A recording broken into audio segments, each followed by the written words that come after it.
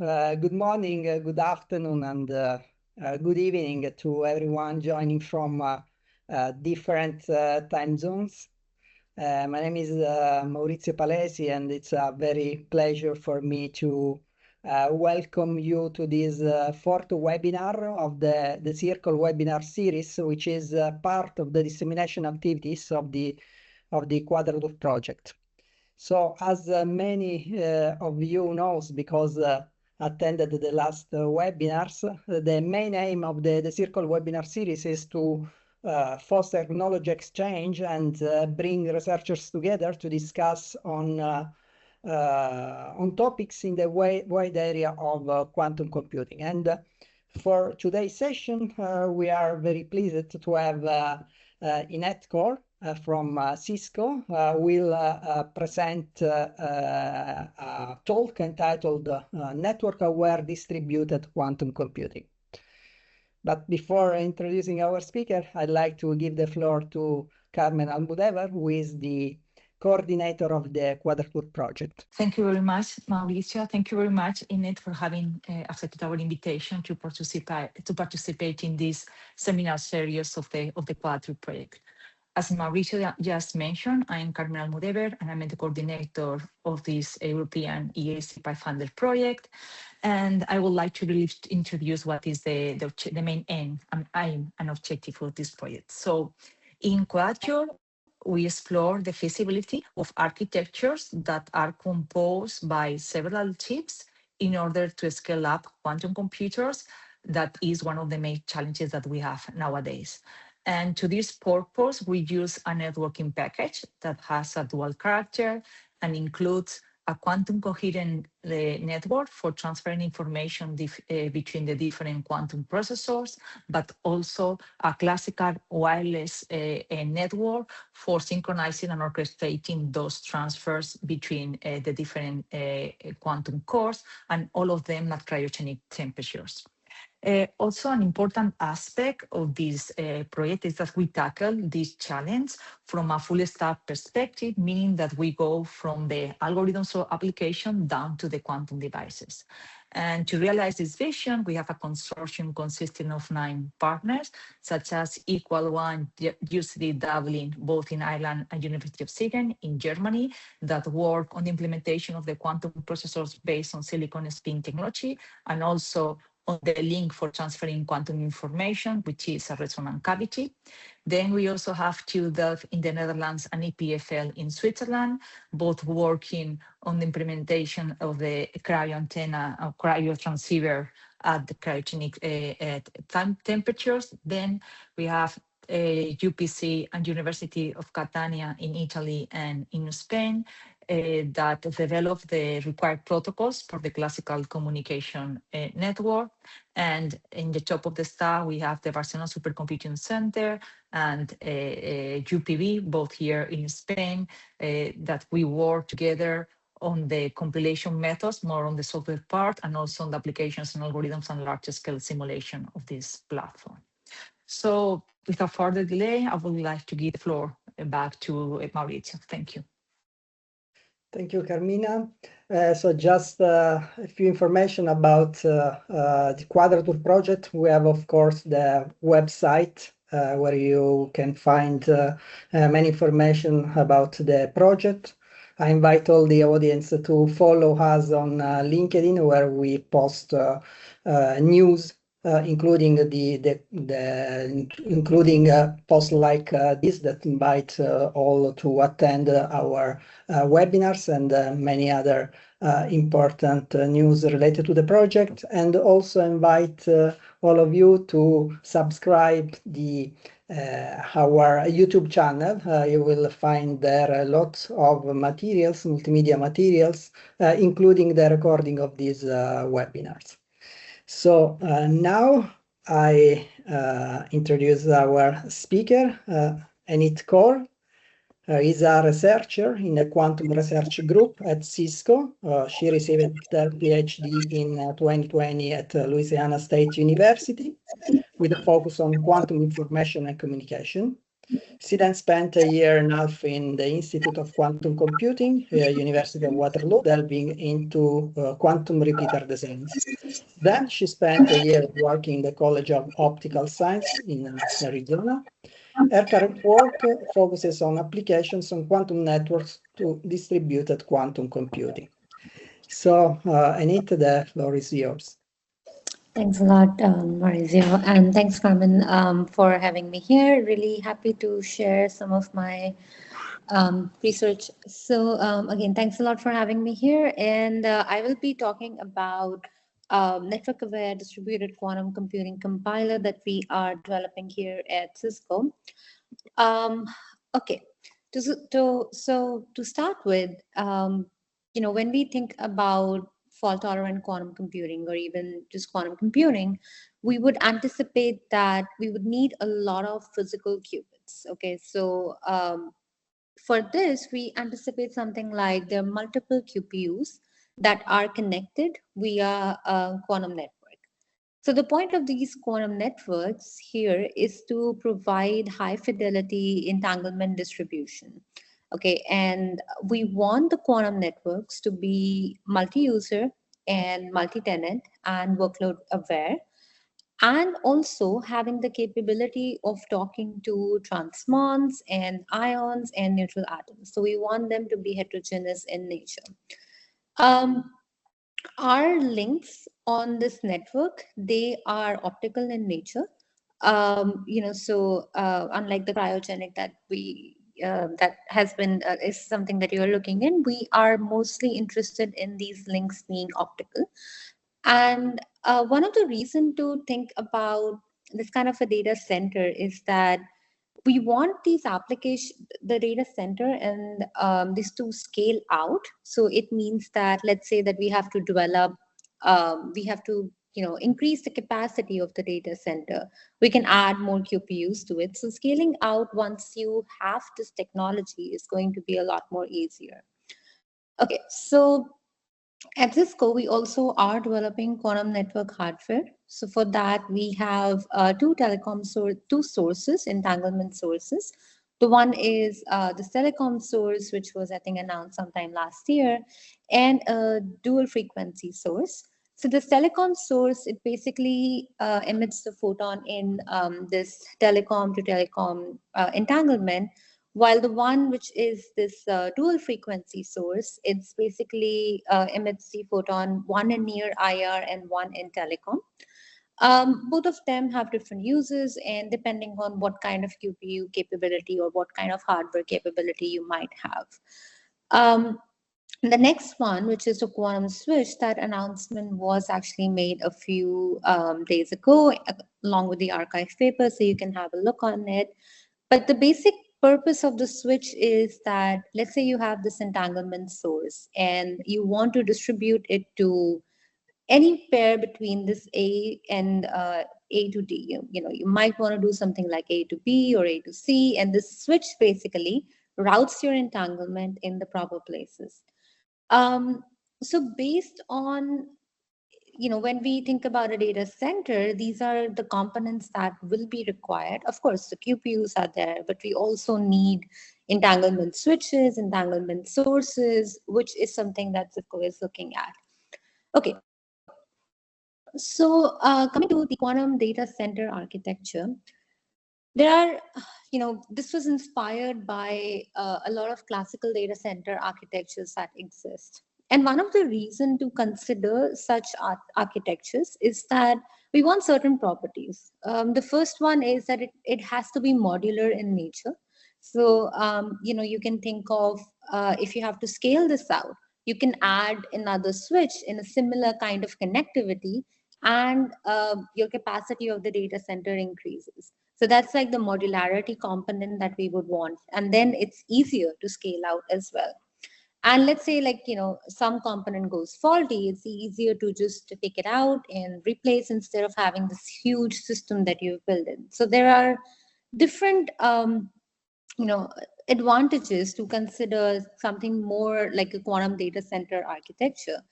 To this end, there are different kinds of architecture as well. So each one of them has its own capabilities and pros and cons. So for example, I'm showing you two of the types of data center architecture. The first one is this clause, and the other one is VQ. So in clause, what we have proposed is that your switches over here, that's like above this rack, these are telecom switches, while in the rack, your switches are near IR switches. And over here, we are given the QPUs, and you can use this QPUs basically route entanglement. You can connect QPU1 with this one via this path over here. So it goes through two switches, the near IR and the telecom. The other one is VQ. There, all the switches are the near IR switches. One difference that you can easily see is that the QPUs over here, they're also sort of used as repeaters, and that can be advantages. That can have advantages in, if your entanglement distribution, or you need some kind of a purification in between. So, and these QPUs basically, so you can reserve some part of it to do your distillation and all. So again, depending on the kind of properties you might have, the architecture that you would choose can differ. And our compiler, it basically addresses or takes into account a lot of different types of architectures like QFly or Flaws, VQ, Factory, and so on. Okay. So next thing that we do have is a Cisco Quantum Data Center compiler stack.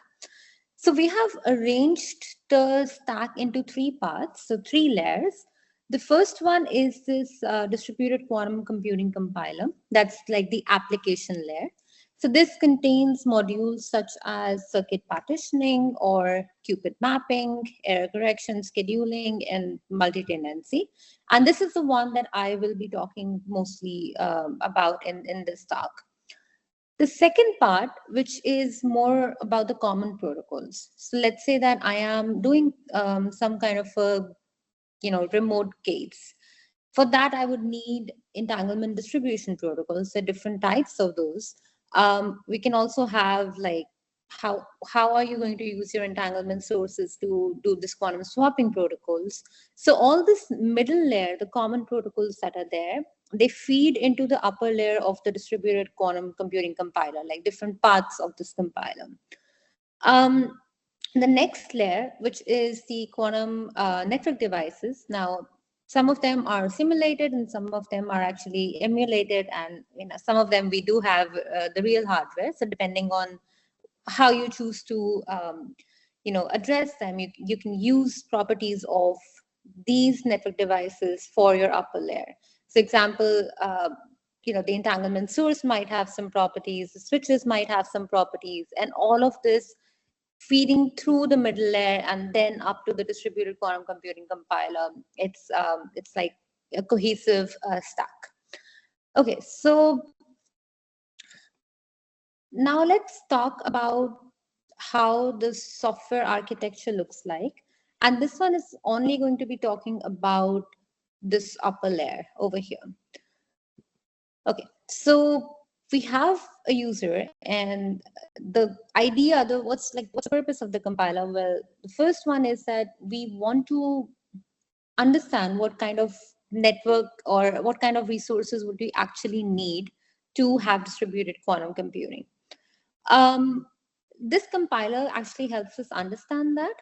And let's start from here. You have this user, and the user can give a circuit. It can be either CASM or Qiskit.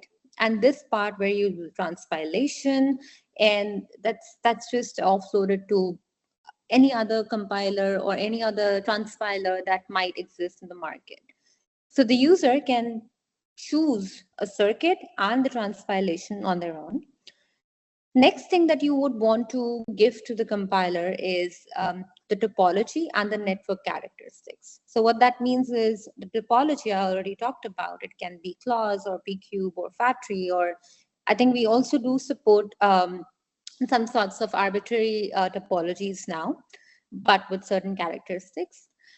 And the other one is this network characteristics. So what this means is what is the number of qubits that are there in a QPU, or number of communication qubits that are there in the QPU, what kind of BSMs you might have, and how many detectors you have in the network.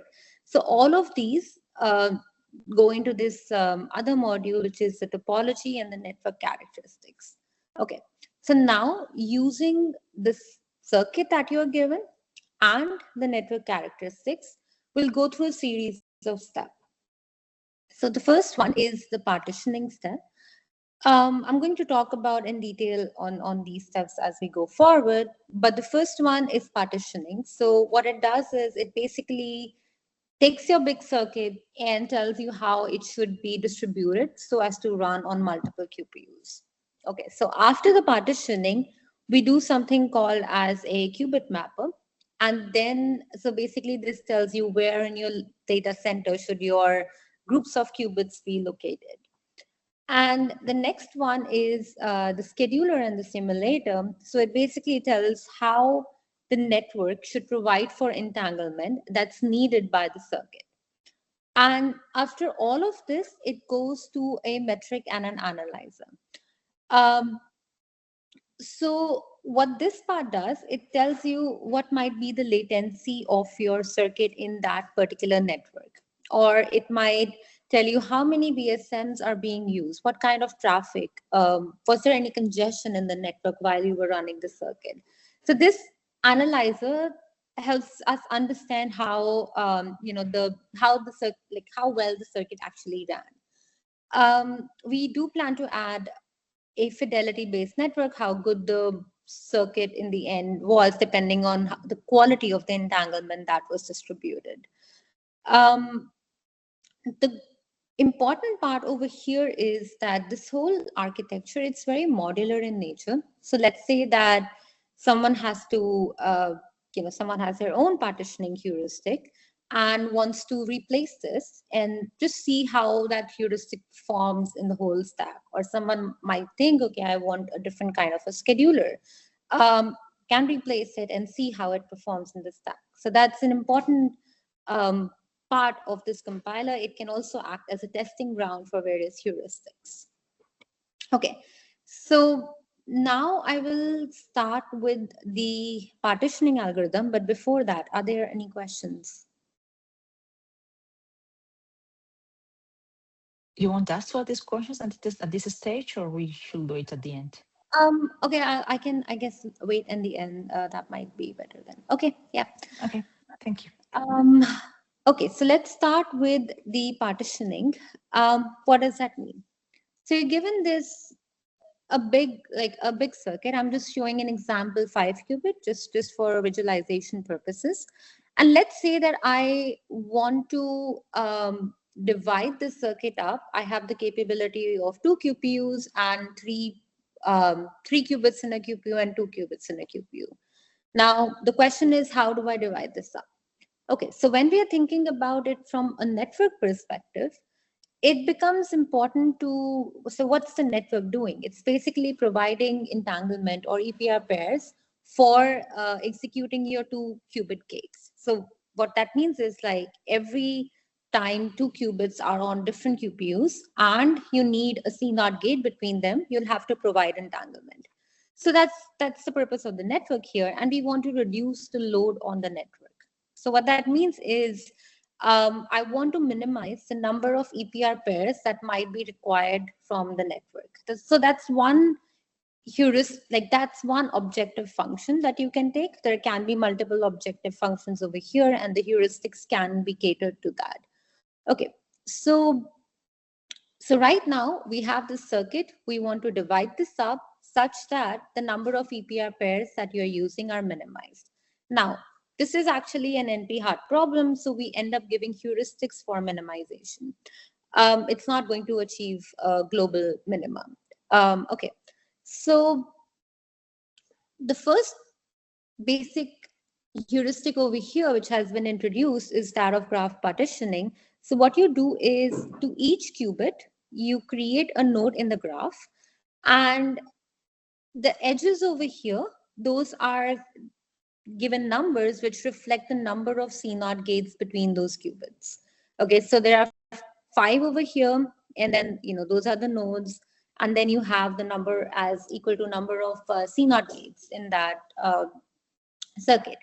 Now you can use a graph partitioning algorithm such as METIS or KL, but the issue with this method is that it uses only gate partitioning, and your qubits, they are fixed at the beginning. So they are static. The placement is in a way static in nature. So we introduced the window-based graph partitioning algorithm. So what this does is we divide this circuit up. So we have the circuit, we chunk up the circuits into various windows, and we allow movement of qubits as well, depending on whether that movement can be helpful in the later run of the circuit. So what that means is if the qubit is interacting more with the qubits from the other QPU, it might be helpful to just teleport it there, of course, keeping into mind the capacity of the qubits in that QPU. So that introduces this dynamic nature, and that's what we call as a window-based circuit partitioning. Anyways, there is a paper that you can refer to that. But the idea here is moving the qubits around by having some sort of a look ahead to see if teleportation really helps. Okay. On top of that, we have 2 optimization modules. So the first one is the gate packing. So what that means is, let's say that I have so I'm just going to give an example, but there can be many kind of patterns. Is, let's say you have this kind of a pattern in the circuit. So ideally you might require 2 EPR pairs for this one, or you might want to teleport and then teleport back. But what we can also do is you can use this one EPR pair and implement both the gates here. So that's the gate packing module. And the other one is this intra-subcircuit state teleportation, which is even within the window, it might be helpful to do the state teleportation, though we do find that this one has a bigger impact on the optimization than the intra-subcircuit state teleportation. Okay, so in this module, you can basically choose which kind of partitioning you want. You might want to do base algorithm, and then you can choose your WBCP and the optimized version. You can also combine the base algorithm with something like a gate packing or state teleportation as well. Okay, so in terms of the numerical results, and the paper is given over here, in terms of the numerical results, we find that depending on the circuit, it can outperform the existing ones. So for example, QFT and quantum volume performs better, while QAOA, the existing one, does perform better. But that's like the nature of heuristics, because depending on how the structure of the circuit is, different heuristics might perform better. Okay, so now when we have the partitioning, so we basically know how the qubits should be grouped together, and also we know when the qubits should be dynamically moved around in your quantum data center. So that's the output of this partitioning. And now we come to the QPU mapping. So what this means is, from the partitioning, okay, we have the groups of qubits. So this is like the qubit group 1, qubit group 2, and qubit group 3, and so on.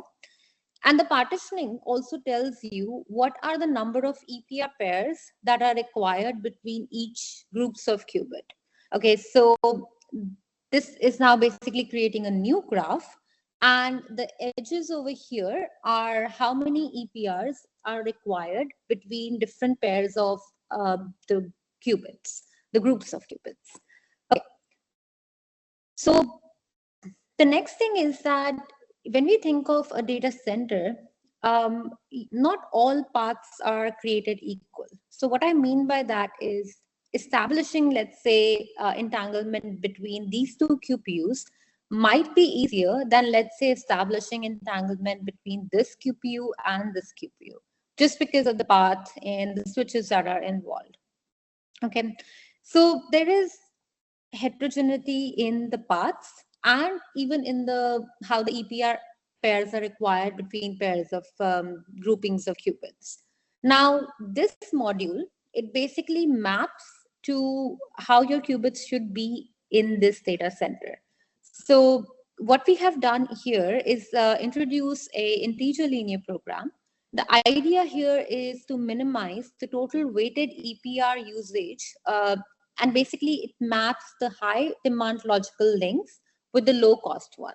So what that means is if you need 20 EPR pairs in QPU1, QPU6, I might want to use a smaller path compared to the higher noise path that's available. So this ILP, it basically helps for that. Now this ILP, it's an ILP, so the scaling can be it's not always optimal. It will work good for or it will be best if you have smaller number of QPUs, but you can use certain symmetry properties if you have, for example, sorry. Yeah. For example, over here, some of the paths are equal in their type. So there are certain symmetries that are available, which can be used to reduce the size of this ILP. Now, the optimization, it's most effective when the EPR demand between QPU pairs are imbalanced.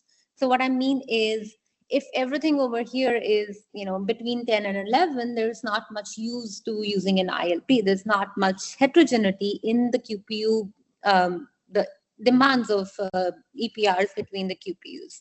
So this optimization, it's only effective if the EPR demands between QPUs are imbalanced. And here I show something with the QFT case.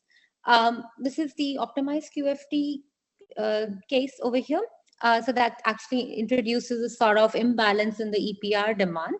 And then we use ILP and we find that it performs better than randomly assigning QPUs to the data center. Okay. So once we have the partitioning and we have the qubit mapping, we come to the simulation or the scheduler. So this static entanglement generation scheduler, the purpose of this is to tell how do you use the network resources to supply the EPR pairs that are demanded by the circuit.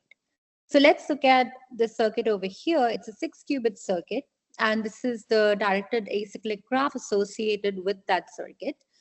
I'm going to consider a toy example. So think of assigning each qubit to one QPU for now. And each switch has one BSM. Okay, so that BSM is needed for entanglement generation. Now, at each step, we look at the set of remote gates that can be executed. So, for example, these are the independent set of gates. And you see if this can be provided independently by the network. And we see that there exist, the paths over here. So all of this can be generated parallelly.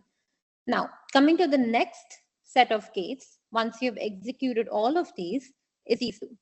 But what we do see is that there is a contention here because, of there's only one switch that's BSM, which is available for this path.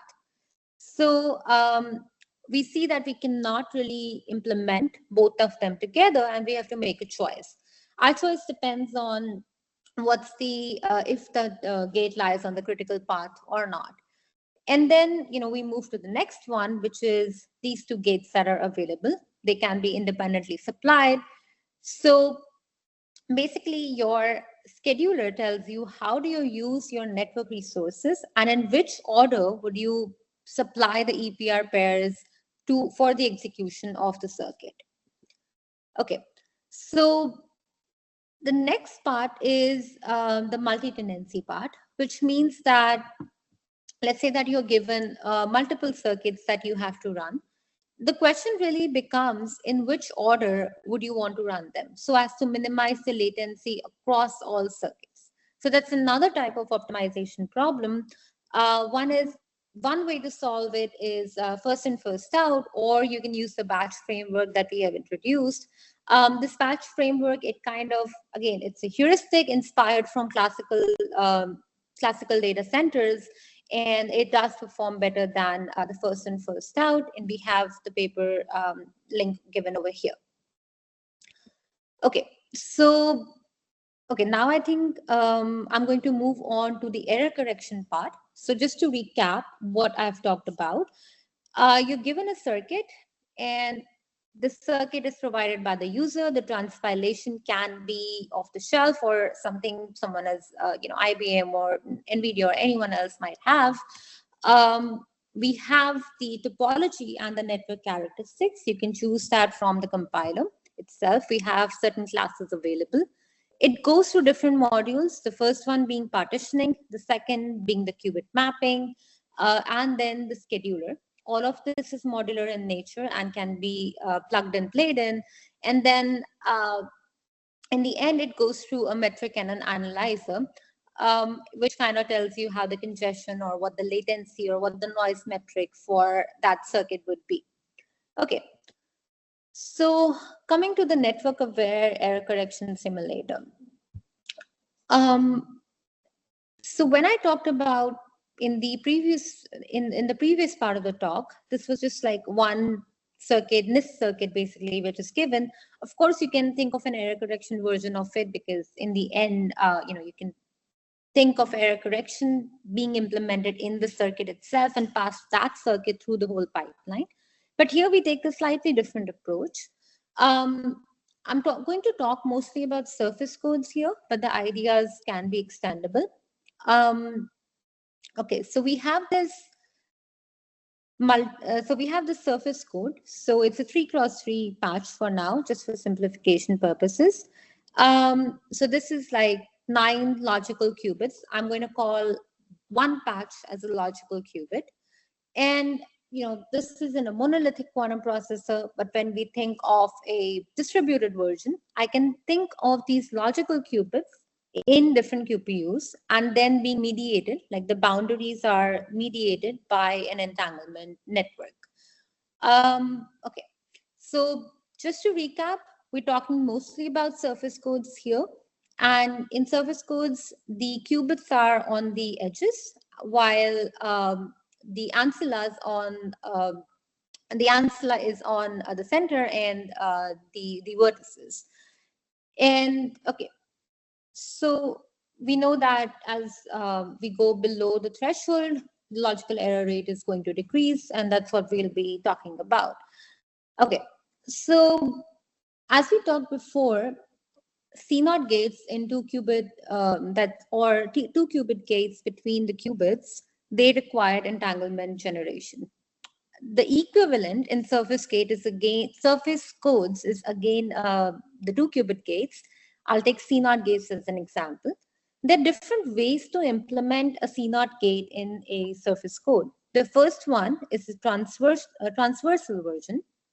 So what you do is think of 2 surface codes over here. And these are, okay, actually I've changed the formulation a bit. We're considering rotated surface codes here. These are your qubits. So one way to implement a CNOT gate is just a CNOT gate between all the adjacent qubits on the 2 patches. The issue with this is it's the connectivity is harder to maintain. So we also think of one more way to do the CNOT gate or a 2-qubit gate, which is using lattice surgery. So you have a control and a target. These are your qubits. It's a D cross D patch. And what you have to do is an XX measurement on between the ancilla and the target, and a ZZ measurement between the control and the ancilla, and then some classical post-processing. Now, that's your lattice surgery. So what that means is you're basically using a different patch to mediate the CNOT gate between the control and the target. And in the end, you measure this out. So in local lattice surgery, these are all going to be in a single QPU. But when it comes to the remote lattice surgery, you can think of ancilla and control being in one QPU and the target being in the separate one. So Now, to actually implement this XX measurement, you would need EPR pairs. Now, the question is how many? Well, that will depend on how you actually implement the gates, but it's going to be order of D for one round. But now when we are doing, error correction, we have to repeat that round D number of times or order of D number of times to make sure that the measurement errors are also caught. So the number of EPR pairs that you need per CNOT gate for this remote lattice surgery, that ends up being on an order of D square. So D over here is the patch size. Okay, so that's the requirement from the network itself if you are doing a remote lattice surgery. Now, the lattice surgery, the network has three places where it actually impacts the run of the circuit. One of them is, of course, the fidelity of the bell pairs. But the second one is how fast is this EPR pair? Let's say that your EPR generation is less than the syndrome cycle. So what that means is when you're doing memory experiments on this, this EPR is faster than that. We're good to go. But the EPR rate can be slower than the syndrome cycle of the surface code itself on the local hardware, in which case you're stalled by the network and it introduces noise even during this process. Okay. So what we have is this framework architecture where we think of the logical circuit, the network parameters, which is the time it takes to generate EPR pairs, the topology, and the bandwidth, along with QPU configurations. So is it a grid-based connectivity or all-to-all connectivity? How many ancilla patches it might have, how many communication modules it might have. And then all of it goes through the framework, which it should be out in the next month or so. And then you can get the output, which is the make span or the number of swaps, or we also obtain a proxy for or pseudo-logical error rate estimate. So you can ask, why do we need such a framework? Well, what we wanted to do was understand what are the resource analysis, or how much do we actually require from the network? What kind of EPR rates can we tolerate? How many communication modules you might have? So these are the questions that we were trying to answer via this whole framework. Some results that I'm showing over here. Well, the first one is when we go from 1 to 2 communication modules, our improvement in terms of make span is a lot. While if you go from, let's say, 4 to 8, that improvement it's not as much. But this improvement is also related to the EPR generation time. Well, that can be explained mostly because how long is your communication module involved with one lattice surgery operation. So that kind of influences it. If it's fast, it's, you can get away with smaller number of modules. This was for all-to-all connectivity in your QPU. But the next one that we have is for the grid-based connectivity.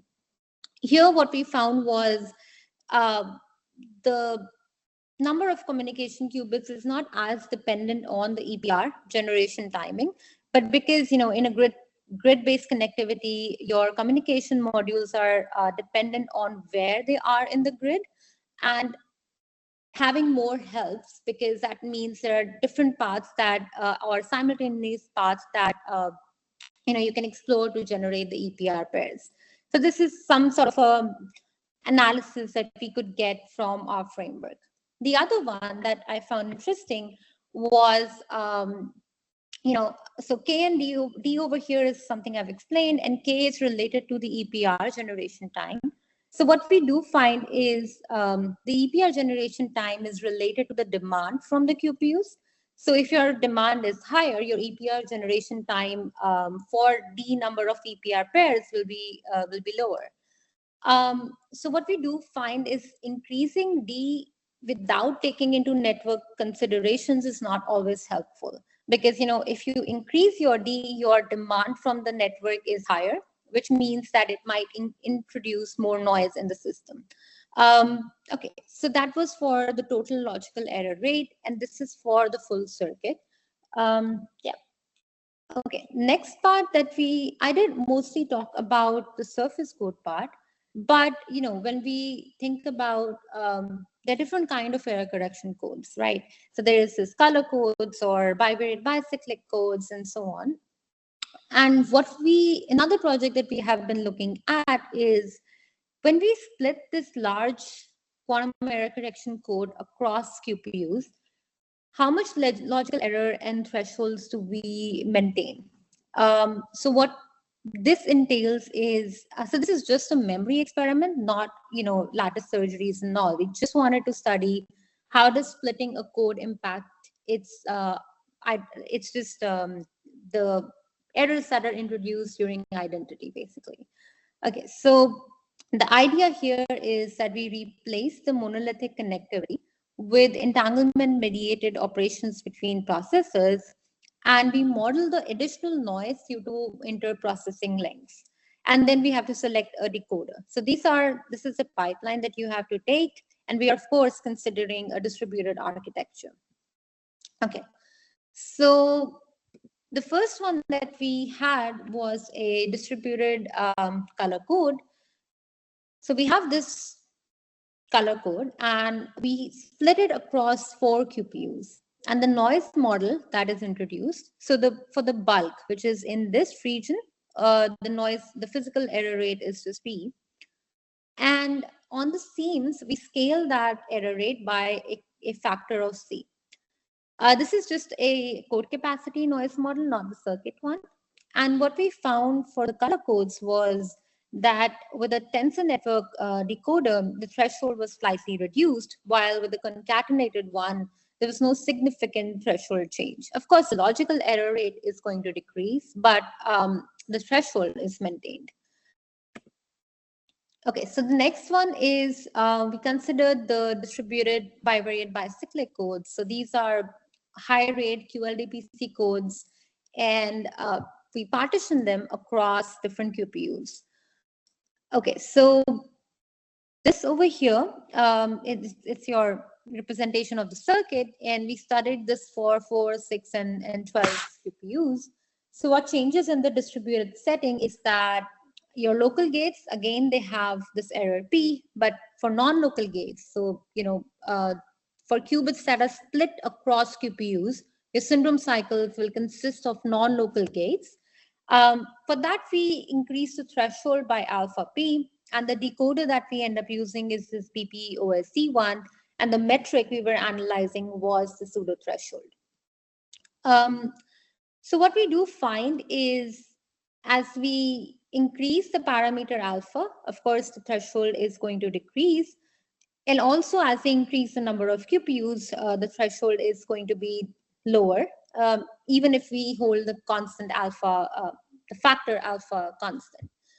But the good thing is that so these are expected results, but the good thing is that threshold still kind of holds.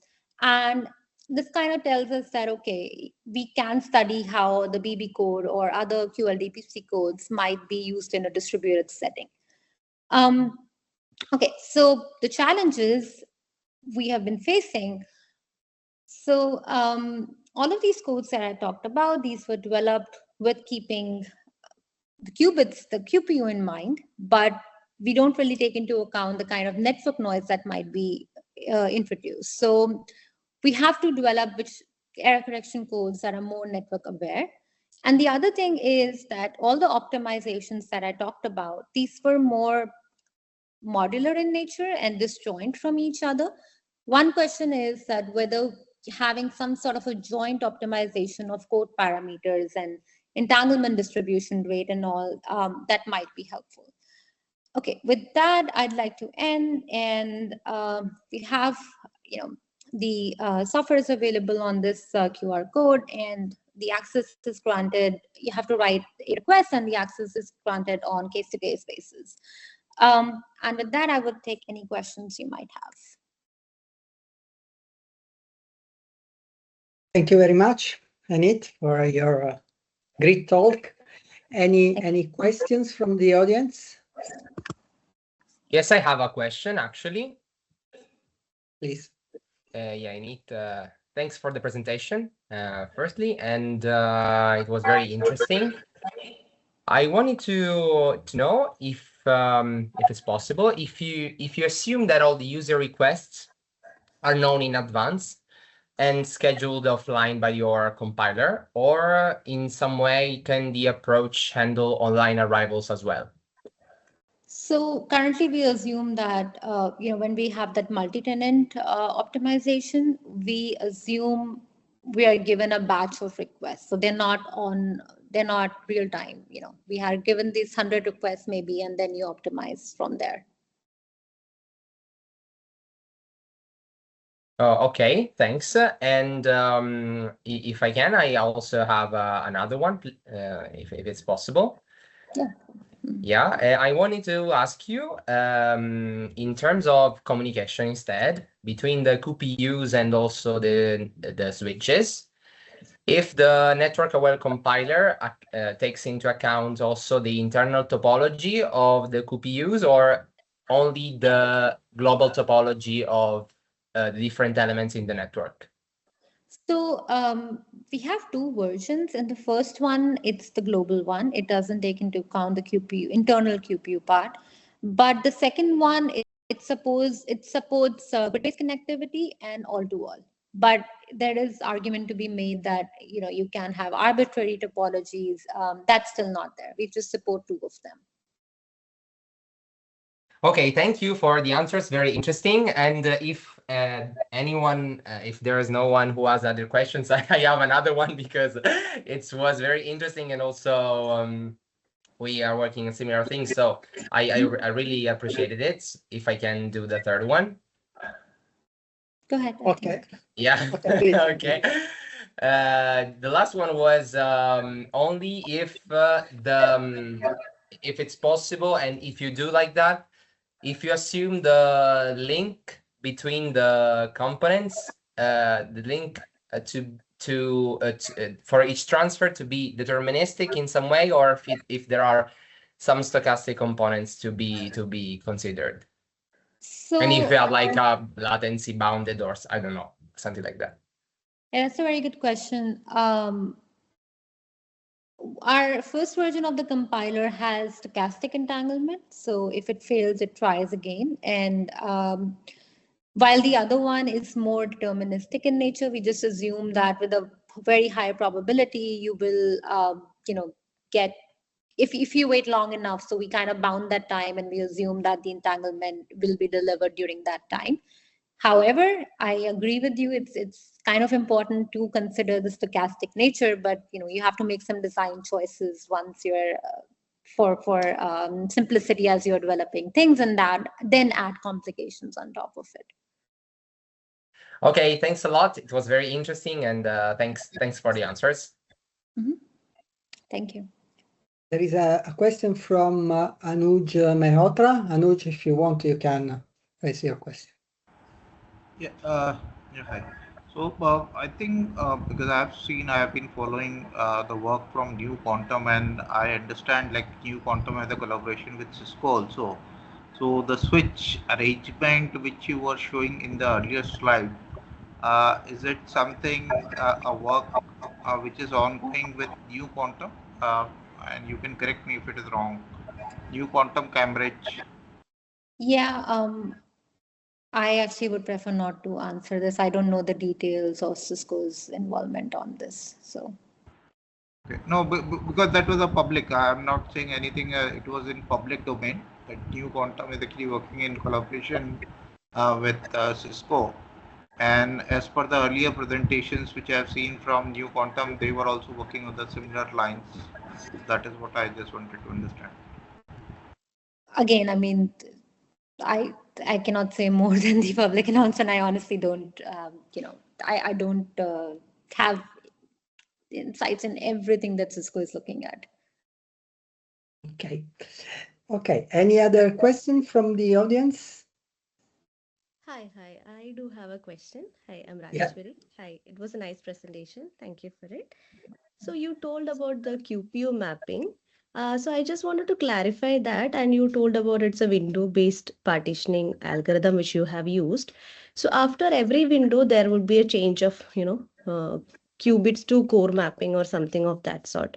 And there would be different number of EPR pair requests between QPUs as well. So this QPU mapping is done on a window basis, or is it like a one-shot QPU mapping at the end of the circuit partitioning? Yeah, that's a good question. Thanks for that. So you're right that the qubits do change qubits, the QPUs, because of the dynamic nature. But it's still one shot because at the end of the partitioning, we do know how the groupings are behaving. Even if you're changing the qubits dynamicity, you still know how many EPR pairs are needed between those group of QPUs. So it ends up being a one-shot process. You don't have to do it after every window. So think of it like this. You have the full circuit. You know from window-based partitioning how, let me call that as abstractions of QPUs are behaving and how many EPR pairs are required between each of that abstraction. Mhm. So So during the time of circuit partitioning, do you consider that as an all-to-all topology? Because you construct a different graph for a QPU mapping at the later stage. So how do you do the clustering? Is it an all-to, you consider that to be an all-to-all connected, or is it like a grid-based topology of something of that sort? so when you say connectivity, you mean the internal QPU or more on how the Internal QPUs, like the inter QPU connections. How do you assume that? right? So once you have the results from the window-based partitioning, the internal QPUs don't really matter for now, but you're right, you can consider it, but we consider all-to-all connectivity between the QPUs once we are doing the ILP. Okay. Yeah. Thank you. Thank you. Thank you for the answer. Thank you. Thank you. Any other question? I think there is time for one question. May Yeah, sure. Yeah, thank you. Thank you, Eneet, for the very excellent talk and giving the the overview of this network approach from all the different angles, right? Including the integration of quantum error correction, which is crucial, and it's going to be like in the next crucial in the next years, right? If we're going to go to the 4-channel regime. So I have a question about the framework that you developed that I think is very timely. I mean, we need those kind of tools, right? Or software or frameworks. And you mentioned that at the lowest level, right, in which you have the QPUs, there were some things that they were simulated or emulated. And I guess that you were using some kind of modeling or numerical simulations, whatever. Can you elaborate a bit more on that?